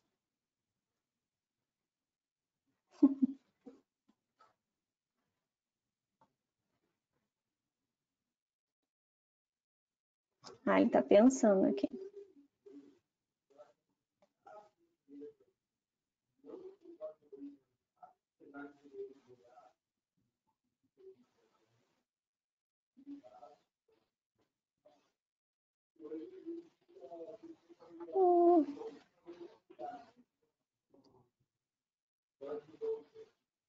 Vamos ver. Então, agora falando um pouquinho do tratamento. Ah, também se não der, não tem problema. Então, assim, agora foi. Os pilares do tratamento, eu gosto de falar muito isso para os pacientes, assim, para os pais dos pacientes. Os pilares do tratamento é um tratamento multidisciplinar. É extremamente importante que o médico, enfim, tenha uma rede de apoio, né? Que esse paciente tenha uma rede de apoio, e essa rede, ela é baseada em família, então tem que ter um alinhamento de toda a família. Isso quer dizer que na hora da gente diagnosticar e na hora da gente tratar também, toda a família tem que estar envolvida, a mãe, o pai, o irmão, eu incluo os vizinhos, o cachorro, o avô. Por quê? Porque essa criança, ela tem que ter um alinhamento de condutas, né? Isso é bem importante. Então, a partir do momento que você diagnostica essa criança, na hora da gente fazer o tratamento adequado, que mais para frente eu vou falar para você sobre as terapias, todo mundo tem que ter a mesma conduta com essa criança. Sobre as terapias, então, que a gente vai falar mais para frente, o médico pode ser um médico tanto neurologista quanto psiquiatra. As duas especialidades atendem crianças do transtorno espectro autista, e a escola, que é um dos pilares mais importantes, que eu acredito que muitas vezes tem bastante desinformação, né, para os professores, enfim, por N causas que eu também não vou falar hoje sobre isso, mas eu percebo que muitos dos professores não têm a formação adequada em educação especial, e muitas das vezes essas crianças quando são diagnosticadas, elas não são também manejadas e tratadas da maneira adequada na escola. Então, isso é uma outra coisa importante, enfim, que daria até uma outra palestra. Falando então sobre as terapias, né? A gente vê também muita coisa sobre terapia, sobre tratamento, tem que tomar muito cuidado quando a gente fala em autismo, porque os pais estão muito preocupados, muitos dos pais procuram receitas milagrosas e muitos dos pais encontram, teoricamente, receitas milagrosas e curativas, enfim, e que são falsas, né? Extremamente caras, desde, enfim, vitamina que você vai dar para a criança que vai fazer ela falar.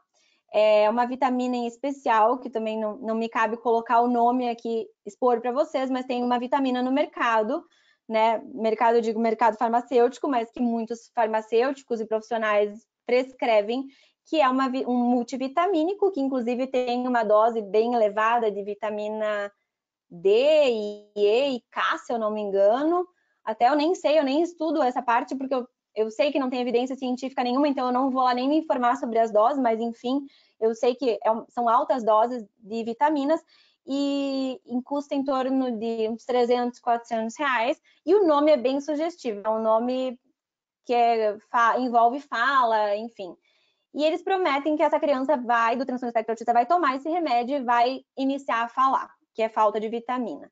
Enfim, tem desde transplante de célula-tronco, ozonioterapia, tem retal, né? Tem várias coisas assim que eles falam para os pais que melhoraria e que a gente sabe que não existe evidência científica nenhuma sobre isso. Uma mãe, inclusive, me ligou sobre uma possibilidade de tratamento. Ela me falou: doutora, encontrei um tratamento bom, assim, porque a minha vizinha, ela me sugeriu que eu utilizasse uma garrafada para curar o autismo. Só que eu fiquei meio na dúvida, porque eu olhei as coisas que ela me falou que tinha na garrafada e tinha cachaça. Não é um pouco estranho dar cachaça para criança pequena? E aí que vem, eu não sabia se eu ria, se eu chorava, se eu abraçava a mãe. Eu só falei, pelo amor de Deus, vamos lá falar sobre o que trata mesmo o seu filho. Que é isso que eu queria falar para vocês. O que trata autismo? O que tem evidência científica que tem melhora de comportamento, melhora de prognóstico e, inclusive, melhora de nível de QI? Isso é interessante, tem estudo falando sobre melhora de pontuação de QI. É terapia.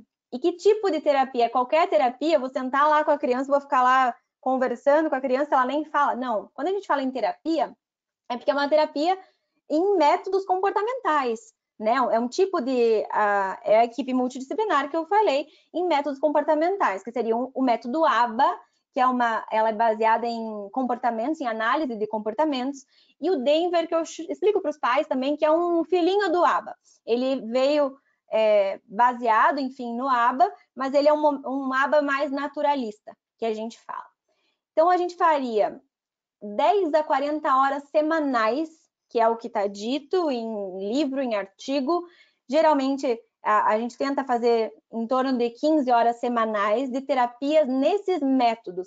Então, se um dia você for prescrever terapia para criança com autismo, tem que ser método ABA. Ah, mas eu vi que o método não sei o que lá, que a minha vizinha falou. Não, não adianta. Por quê? Porque a gente não tem evidência científica. Então, enquanto a gente não tiver evidência científica, a gente tem que prescrever o quê? O que está comprovado, né? Que é o método ABA, e seria o método Denver, porque ele veio realmente do ABA. Dentro desses métodos, a gente tem que pensar que esses terapeutas que eu coloquei ali embaixo, eles fazem método ABA. Então, seria a psicóloga, a fono, a terapeuta ocupacional, a psicopedagoga.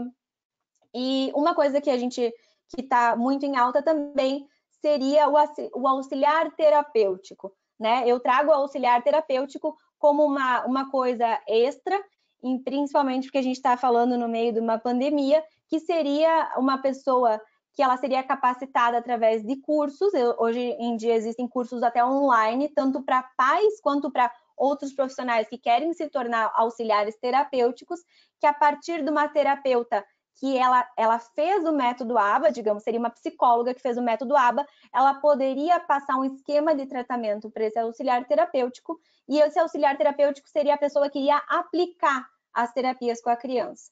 Então, isso é bem importante, isso foi uma maneira até que foi encontrada para que essa criança tivesse mais horas de terapia. Porque se a gente for... Alô?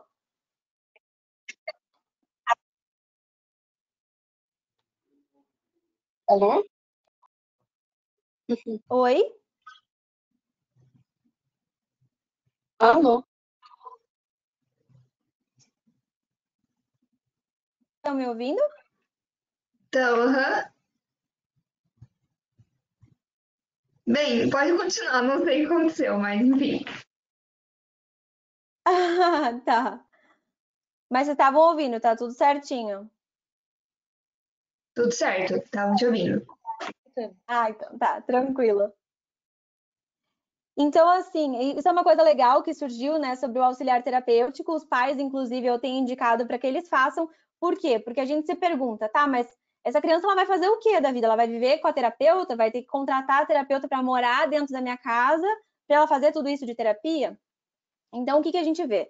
O que, por exemplo, nos Estados Unidos eles fazem? Primeiro que eles têm clínicas realmente especializadas, né, bem mais disponível, enfim, mais do que aqui no Brasil, mas o que a gente vê é que muitas lá dos profissionais, professores, psicólogos, todos os profissionais que trabalhariam com a criança, inclusive os pais, aplicam o método ABA na criança. Isso que torna a criança, que melhora o prognóstico, o fato da criança ter mais horas de terapia. Então, às vezes, ela não conseguiria completar as horas de terapia só sentada lá no consultório das terapeutas, mas ela conseguiria completar se a criança, né, se o pai está instruído já nesse método e conseguir brincar com a criança através desse método. Isso é bem interessante. Que também dá uma aula completamente, né, diferente dessa, só para explicar para vocês sobre o método ABA, que é muito, muito interessante. Eu trouxe aqui, então, alguns comportamentos que a gente já falou sobre as características da criança com TEA, aqueles que eu já falei para vocês, não preciso nem repetir.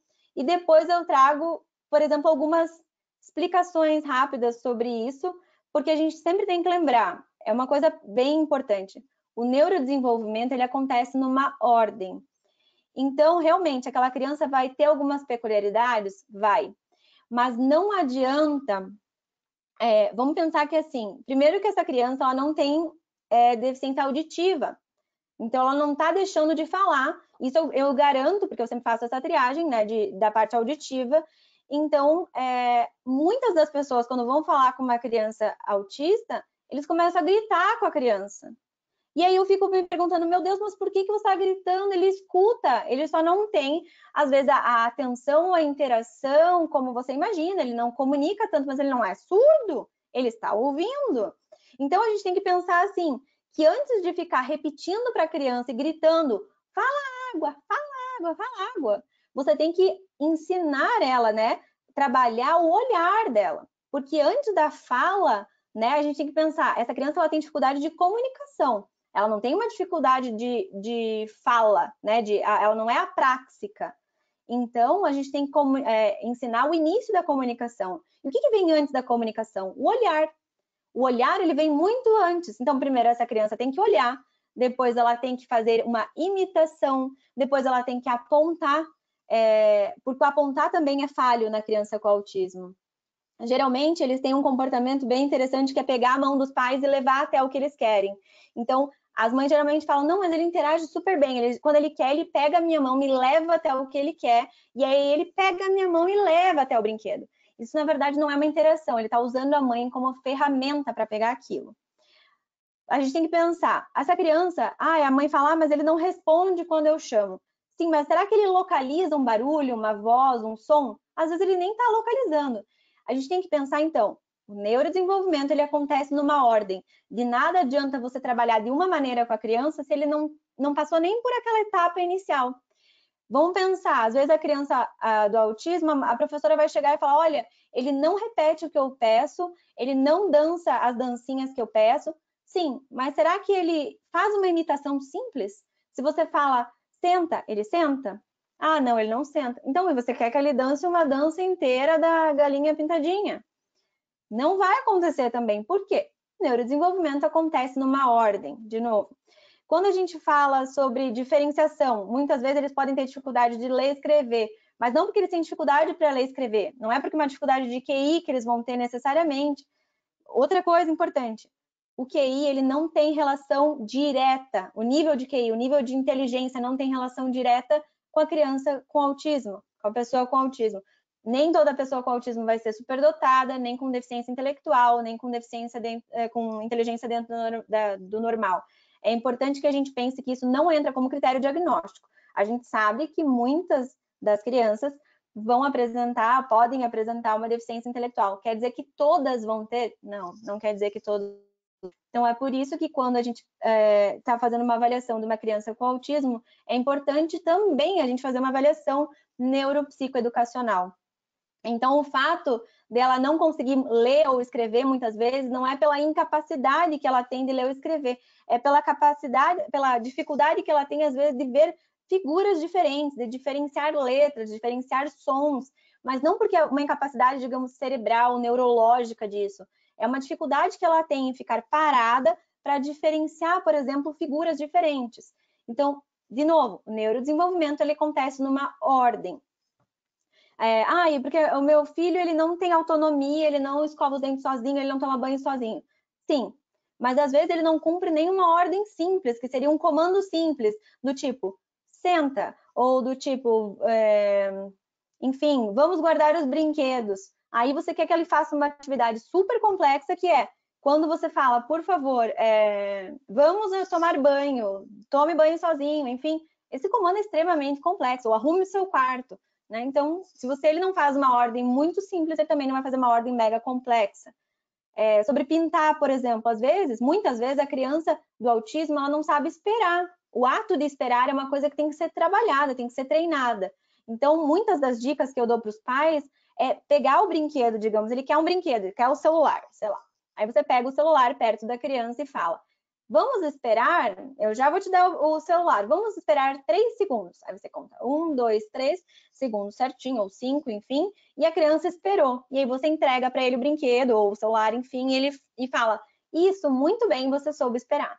Conforme o tempo, você pode ir aumentando o tempo de espera até o momento que essa criança vai conseguir realmente esperar um tempo, realmente sentar por um tempo, e aí sim a gente vai treinar o pintar, o assistir desenho ou brincar por bastante tempo. Por quê? O neurodesenvolvimento acontece numa ordem. Se a criança não sabe nem esperar 3 segundos para pegar alguma coisa, vai, enfim, ficar sentada um tempão para pintar. Quando a gente lê um livro também para criança com autismo, isso é uma coisa interessante. Muitas das pessoas acreditam que você tem que ler e falar milhões de palavras, porque assim aquela criança vai desenvolver a fala, enfim, e vai falar cada vez melhor. Não. A criança que fala uma palavra, ela tem que ouvir no máximo frases de 2 palavras. A criança que fala 2, ela vai ter que ouvir de 3. Isso é muito importante a gente entender. Por quê? Não é uma dificuldade nem de audição, nem de fala, nem de necessariamente cognitiva, é uma dificuldade de comportamento, é uma característica daquela criança. Então, a gente tem que tratar aquela criança da maneira adequada para as dificuldades que ela tem.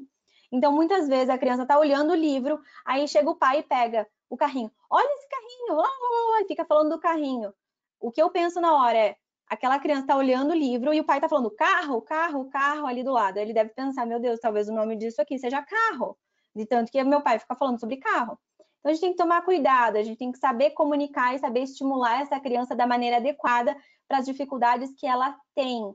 Isso é muito importante. Eu estou dando alguns exemplos para vocês entenderem que realmente o autismo ele é uma coisa muito interessante, muito específica, e que existe realmente um tratamento específico, um manejo específico. Então, coisas que a gente faria para uma criança com deficiência auditiva não é a mesma coisa que a gente vai fazer para uma criança com autismo. Isso é bem importante, né? Sobre o tratamento medicamentoso. Quando a gente fala em tratamento de remédio mesmo, quando que eu vou dar um remédio para a criança com autismo? Primeiro, então, novamente, não existe tratamento medicamentoso que cure autismo. Isso não existe, até porque não é uma doença, é um transtorno. O que existe são medicamentos para as comorbidades do autismo. As comorbidades do autismo entram desde TDAH, transtorno de ansiedade, transtorno opositor desafiador, o toque, enfim, tem vários dos transtornos, seriam das comorbidades do autismo. Quando que a gente usa a medicação, então? Uma das medicações mais utilizadas seria a risperidona, principalmente para criança pequena, é o que tem mais estudo, é o mais comprovado. Eu geralmente começo uma dose bem baixinha, até se vocês quiserem a gente pode conversar depois sobre isso. A ideia da risperidona realmente seria, vai sedar a criança? Não, não é sedar. A gente utiliza em crianças específicas, né?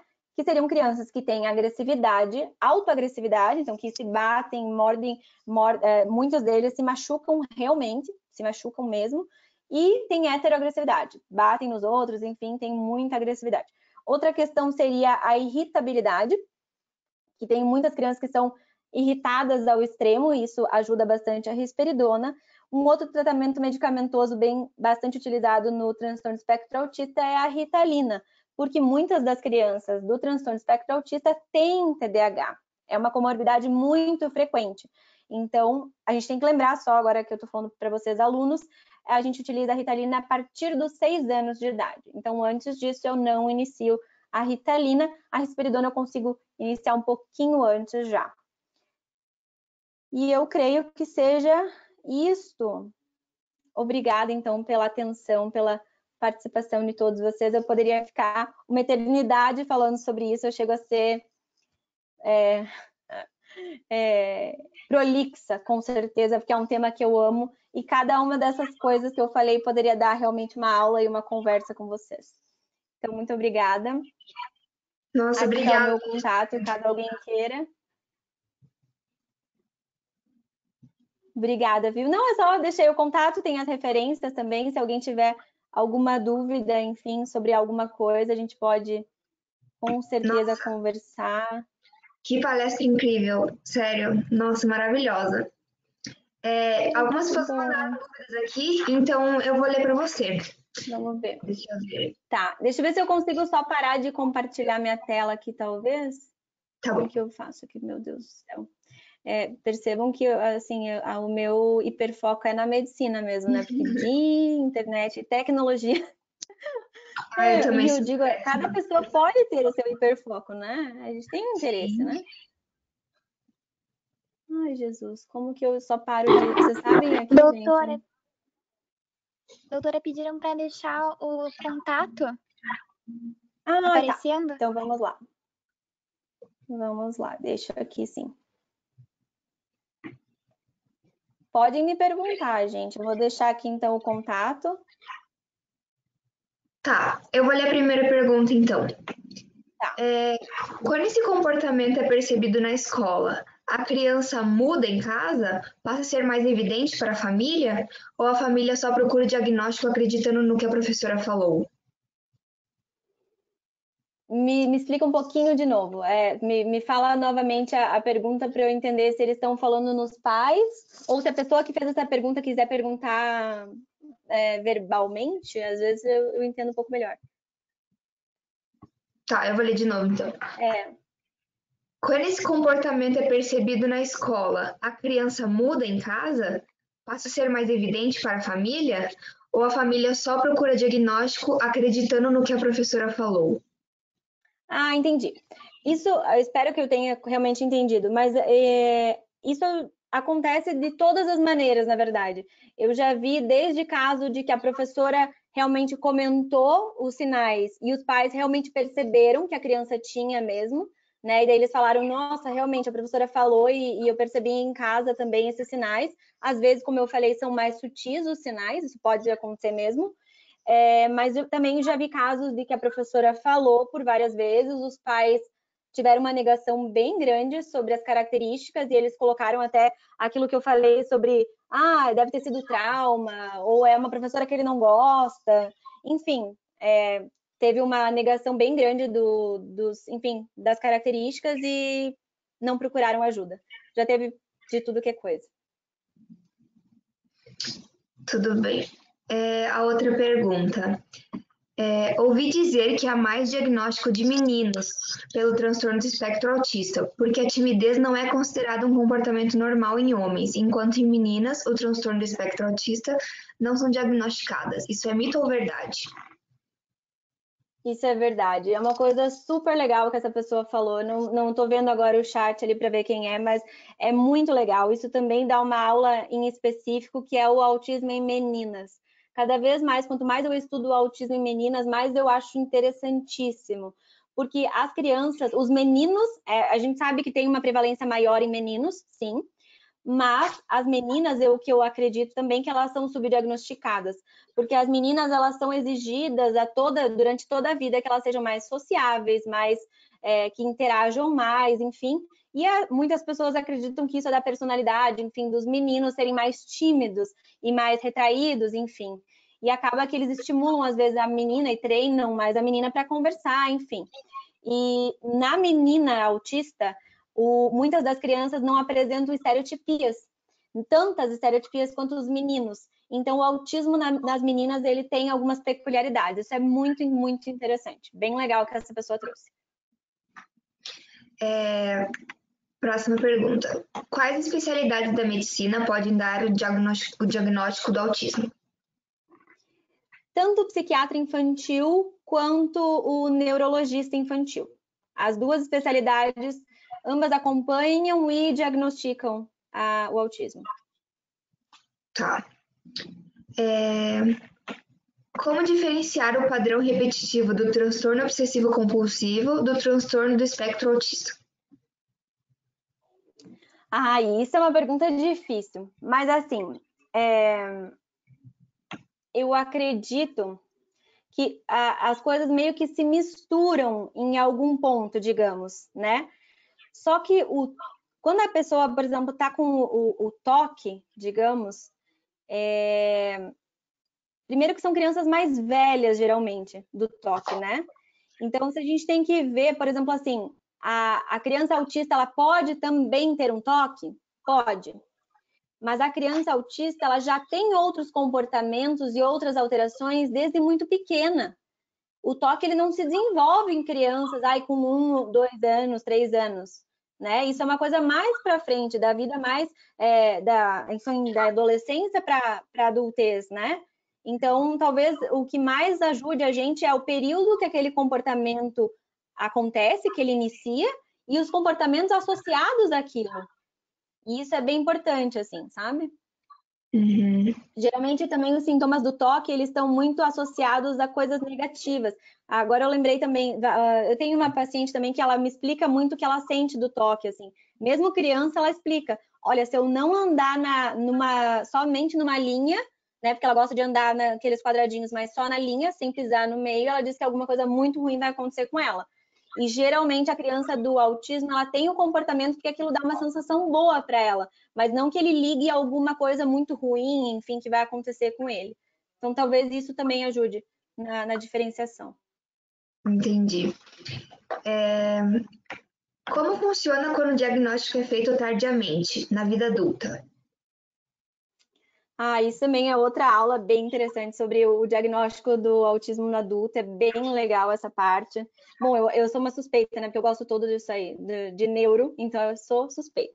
Mas assim, a parte do adulto é mais complexa, na minha opinião, porque eu sinto até que os adultos, eles estão um pouco mais órfãos de um médico. Eu percebo que muitos dos neuroadultos, pode ser uma impressão minha, talvez vocês também que convivem mais com professores, enfim, vocês podem me passar isso. Mas a impressão que eu tenho é que o pessoal da neuroadulto, eles não atendem muito autismo. Eles não têm essa mão com autismo. Então, eu percebo que mais os psiquiatras atendem pessoas com autismo de adulto, né? Do que neurologistas. Isso é uma coisa que eu percebo. Eu não sei a impressão que vocês têm sobre isso, mas eu acredito que geralmente nos adultos eles procuram realmente um psiquiatra de adulto, e esse psiquiatra vai encaminhar para uma equipe multidisciplinar também. E da mesma maneira que existem os testes diagnósticos, que é o ADOS, por exemplo, para criança, existem o ADOS para adulto, que é só um kit diferente. Então, cada faixa etária vai ter um kit, existem testes diagnósticos para adulto, a partir do momento que é aplicado por uma psicóloga, uma neuropsicóloga, o psiquiatra, enfim, também reuniria os dados clínicos e conseguiria fazer um diagnóstico. Entendi.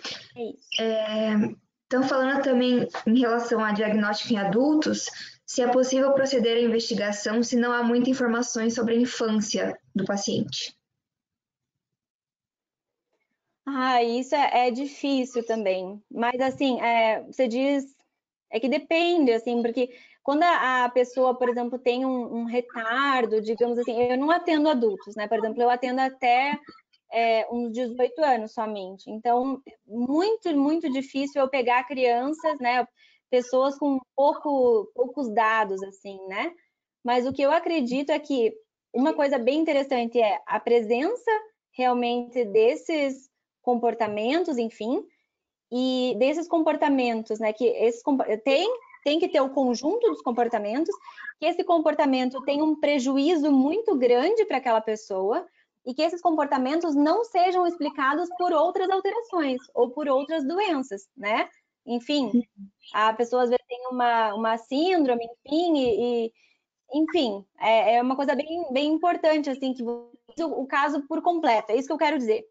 Até porque, vamos pensar assim, a criança com síndrome de Down, ela pode ter autismo também? Pode. Paralisia cerebral pode ter autismo também? Pode. Então, a gente tem que tomar cuidado, porque o autismo ele é uma característica das pessoas, né? Então, é importante você olhar o global. Eu sempre penso nisso. Mesmo que você talvez não tenha o histórico, a pessoa, se ela for verbal, ela vai conseguir nos ajudar sobre alguns sintomas e comportamentos da vida dela, enfim. E eu acho que é isso, é mesmo os comportamentos que ela vai relatar pra gente. Tá bom. Deixa eu ver, tem mais. Doutora, como lidar com alunos autistas no meio acadêmico? No caso, pensando na medicina. Como os amigos podem atuar em situações que eles apresentam reações que às vezes não são aceitas socialmente? Isso é um assunto bem legal também. Eu conheço algumas pessoas adultas que têm autismo, inclusive dentro da medicina. Vocês provavelmente, quem fez essa pergunta provavelmente conhece também. E como qualquer outra pessoa com outro transtorno, desde transtorno de ansiedade, transtorno, o toque, enfim, existem N transtornos da psiquiatria e da neurologia que têm que ser compreendidos, têm que ser respeitados. Eu acredito que a partir do momento que você tem um familiar, tem um conhecido, um colega, a primeira coisa que você tem que fazer é o que eu posso fazer, o que eu posso ajudar. A primeira coisa, na minha opinião, seria informação. Realmente, vou estudar sobre isso, vou compreender um pouco mais sobre isso e vou respeitar. A partir do momento que você entende o transtorno, você respeita aqueles comportamentos. Você entende o porquê que aquela pessoa está fazendo aqueles comportamentos. Vão ter momentos que, às vezes, a demanda é tão grande, o barulho é tão grande, enfim, para aquela pessoa, que às vezes ela vai ter uma crise de ansiedade, uma sensação ruim, ou às vezes simplesmente você convidou o seu amigo lá para ir numa festa, e a princípio era para ser um barzinho, sei lá, e de repente ligaram uma música alta e o teu amigo vai dizer, olha, eu não estou conseguindo ficar aqui, eu vou ter que ir embora. Isso pode acontecer desde uma pessoa com espectro autista, desde uma pessoa com ansiedade, enfim, com uma hipersensibilidade. O que a gente faz quando a gente tem um amigo com alguma característica diferente, um colega? A gente respeita. Eu acho que é como qualquer outra característica de um amigo nosso, né? Uhum. Qual a diferença entre a abordagem do neurologista pediatra e do psiquiatra infantil? Isso é uma coisa bem legal, assim. O que muitas pessoas falam que as partes, assim, teoricamente psiquiátricas, o psiquiatra veria mais, e quando tem alguma comorbidade, talvez síndrome de Down, deficiência intelectual, o neurologista veria. Na verdade, assim, o que eu acredito bem no fundo do meu coração? O melhor médico para atender a pessoa com autismo é o médico que conhece o autismo, que respeita o autismo, que se informa sobre isso, que estuda isso, que ama aquilo, sabe? Que ama o que está estudando, que ama essa criança, que ama o que faz. Esse é o melhor médico, né? Eu vou dizer para essa pessoa uma coisa que é a minha vivência. Quando que eu peço auxílio para um psiquiatra infantil? Eu tenho vários colegas que trabalham assim comigo, que a criança vai tanto no neuro quanto no psiquiatra. Isso pode acontecer também, não teria uma obrigatoriedade da pessoa se tratar com um ou com outro. Mas uma coisa que é interessante é que, assim, eu realmente não tenho muita mão com muitos antipsicóticos. Eu vou da risperidona, um pouco na quetiapina, enfim, eu tenho algumas mãos nessas medicações. Mas quando vai ficando muito pesada, com muita fármaco, com muito medicamento psiquiátrico, que a gente fala, né? Entra muito em antipsicóticos, eu gosto de encaminhar geralmente para o psiquiatra infantil, porque é realmente ele que maneja muito bem isso. Da mesma maneira que eu vejo que os psiquiatras infantis têm bastante dificuldade, às vezes, em manejar a parte escolar, enfim, metodologias, e manejar essa parte de fono, físico, enfim. Mas eu acredito que é aquilo que eu falei, eu sinceramente eu acredito no que eu estou dizendo. Eu acredito que o melhor médico, o melhor terapeuta é aquele que ama mesmo, que estuda o que faz, que gosta do que faz, enfim. Não tem muito uma lei para isso, sabe? Uhum.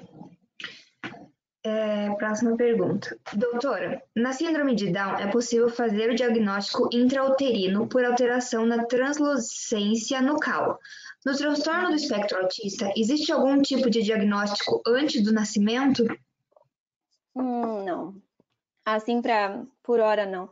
Até porque quando a gente fala, vamos pensar, né? A gente fala em diagnóstico clínico. Se o nosso paciente está intraútero, é muito difícil. Talvez um dia na medicina a gente tenha, né, descubra mais coisas e Deus queira que a gente encontre mais coisas, né? Essa é a ideia. Mas por hora, não. Sim. Os pacientes autistas sempre apresentam uma ingenuidade muito grande? Isso é mito ou verdade? Isso, assim, costuma acontecer mesmo. Mas às vezes é aquilo que eu falei, até deles não compreenderem mesmo o que, assim, às vezes tem dificuldade em duplos sentidos, tem dificuldade em piadas, dificuldade em metáforas. Então acaba que eles são muito literais. Então eu acredito que é mais isso, assim, eles passam às vezes por pessoas mais inocentes, enfim, porque eles são literais. E, por exemplo, já aconteceu de um paciente meu, eu gosto de contar essas coisas de paciente porque ilustra, né? Teve um paciente meu de uns 3, 4 anos, eu acho, que ele estava na escola e os amigos não, né? Não dá para dizer que é amigo, né? São os coleguinhas dele lá, falaram, olha, se você sair daqui, eles colocaram ele dentro de uma cabine telefônica, enfim, de um lugar lá, e falaram assim, olha, se você sair daqui, a tua mãe vai morrer. E ele ficou horas sentadinho lá na tal da cabine. E daí a gente se pergunta, tá, mas ele tinha deficiência intelectual? Não. Mas ele leva ao pé da letra, ele acredita no que as pessoas falam. E às vezes eu me pergunto, nossa, mas será que o mundo não seria melhor se muita gente, né, se a gente fosse todo mundo com autismo leve? Talvez sim, entende? É difícil. Eu gosto de contar essas coisas para os alunos para vocês entenderem o quão pesado fica o negócio, sabe? Sobre esse negócio deles serem inocentes, enfim. É bem complicado. Aqui, uma amiga que tem que é do espectro autista, me contou que geralmente as meninas aprendem a imitar o que é esperado socialmente de uma pessoa que fora do espectro. E por isso seria uma dificuldade a mais de detectar o autismo. Estou perguntando se você já ouviu falar sobre essa imitação. É verdade, isso é bem legal, isso é bem interessante, assim, é interessante ver o quanto as meninas têm realmente essa capacidade de ver o que é socialmente aceito e observar os comportamentos dos outros e, assim, ir repetindo os comportamentos. Isso acontece bastante e acaba que elas são subdiagnosticadas, isso é mais uma das questões. Tá, e... É verdade. Aqui, se já tem histórico de autismo na família, há algum tipo de exame que sirva para saber se seu filho tem chances de ter também? Existe aquilo que eu falei, tem o painel de autismo, que é uma das coisas possíveis, né? Mas uma coisa bem interessante, assim, que eu falo é amplo, mas é importante, é um aconselhamento genético, né? Porque existem, por exemplo, o X frágil é uma coisa que a gente sabe, uma síndrome do X frágil, a gente sabe que tem uma ligação genético, é uma síndrome, e as pessoas do X frágil têm comportamento autista, né? Tem transtorno espectro autista. Então, é bem importante a gente pensar em aconselhamento genético. Eu tenho na minha família, eu quero conversar, eu quero me instruir sobre isso, qual a chance de eu ter? Eu sempre falo para as pessoas, faça um aconselhamento genético. Você vai no geneticista, explica toda o teu heredograma e eles vão te dizer exatamente se tem uma necessidade de fazer um painel ou não. Hoje em dia, eu sinceramente, a gente tem que tomar muito cuidado com o teste genético. Vocês vão terminar, né, a medicina, vão se tornar médicos numa fase bem interessante, bem legal, que é uma fase que tem muito exame genético disponível, mas vocês têm que pensar em uma coisa. A gente tem que ter muita responsabilidade quando a gente pede um exame genético. Por quê? Porque a gente tem que saber, primeiro, por que eu estou pedindo e qual a chance de vir alguns resultados que eu não estou pronto para ouvir. Entende? Então, tem que ter responsabilidade. Por isso que a gente não sai pedindo exame genético para todo mundo. Se fizesse em mim um teste genético, poderia vir o gene do tumor do dedinho minguinho do pé direito. Tá, mas e se eu nunca desenvolver essa doença? Aí eu vou passar minha vida inteira pensando no dia que eu vou ter o tumor do minguinho direito? Então, assim, é bem complicado. Então, isso é uma outra coisa também interessante para vocês se perguntarem, né? Vocês, futuros médicos, na era que vocês estão se formando, sobre a responsabilidade de um exame genético, de pedir um exame genético, de ler um resultado e de orientar o paciente sobre aquele exame genético. Isso é bem importante. Tem mais uma pergunta. Com a dificuldade de interação social e de associação de emoções, há a possibilidade de se desenvolver características como o sadismo? Nossa, essa foi rebuscada a pergunta. Olha, eu confesso, eu sou tão honesta com vocês e eu acho que a primeira coisa que eu gosto de falar para os alunos é o que eu o que eu gostava de ouvir dos meus professores. Eu não sei, eu não sei. Eu posso me informar, perguntar, estudar e, por favor, a pessoa que fez essa pergunta, se souber ou se, né, se tiver algum estudo, alguma coisa, me manda, por favor. Que eu adoro esses assuntos de autismo. Para mim, todo esse mundo é muito interessante. Então, não sei dizer. Mas legal a pergunta, gostei. Interessante.